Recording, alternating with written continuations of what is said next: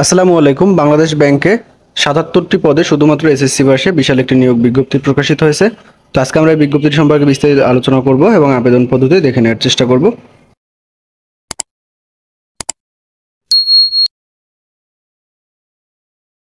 তো পদসংখ্যা অনেক বেশি, এজন্য আমি আপনাদেরকে সংক্ষেপে ধারণা দেওয়ার চেষ্টা করব। বাংলাদেশ ব্যাংক প্রধান কার্যালয় মতিঝিল, ঢাকা।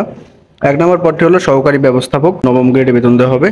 এর ক্ষেত্রে শিক্ষাগত যোগ্যতা থাকতে হবে ৪ বছর মেয়াদী স্নাতক অথবা স্নাতকোত্তর ডিগ্রি এবং শিক্ষা জীবনে প্রথম শ্রেণীতে উত্তীর্ণ হতে হবে।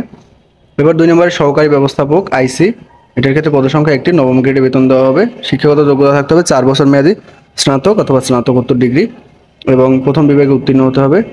৩ নম্বরে সহকারী ব্যবস্থাপক উৎপাদন, পদসংখ্যা থাকবে ৩টি, নবম গ্রেডে বেতন দেওয়া হবে।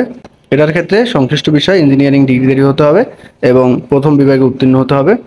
এবার সহকারী ব্যবস্থাপক এক্সামিনেশন, এর ক্ষেত্রে পদসংখ্যা থাকবে একটি, নবম গ্রেডে আপনাদের বেতন দেওয়া হবে। শিক্ষাগত যোগ্যতা থাকতে হবে ৪ বছর মেয়াদী স্নাতক অথবা স্নাতকোত্তর ডিগ্রি এবং প্রথম শ্রেণীতে উত্তীর্ণ হতে হবে।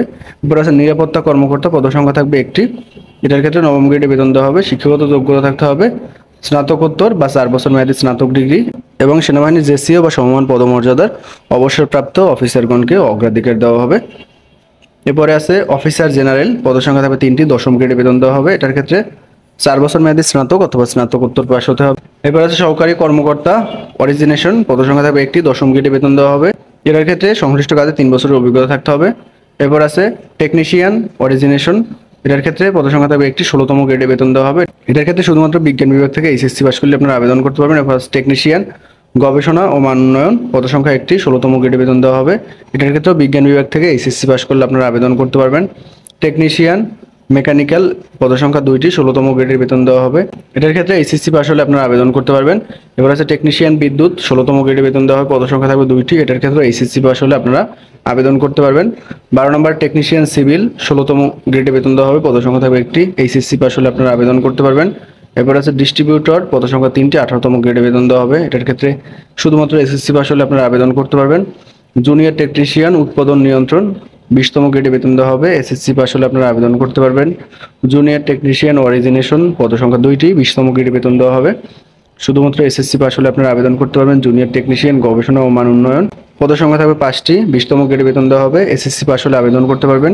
জুনিয়র টেকনিশিয়ান মেকানিক্যাল, পদসংখ্যা থাকবে ৩টি, ২০তম গ্রেডে বেতন দেওয়া হবে, এসএসসি পাস হলে আপনারা আবেদন করতে পারবেন। জুনিয়র টেকনিশিয়ান বিদ্যুৎ, ২০তম গ্রেডে বেতন দেওয়া হবে, পদসংখ্যা ২টি, এসএসসি পাস হলে আপনারা আবেদন করতে পারবেন।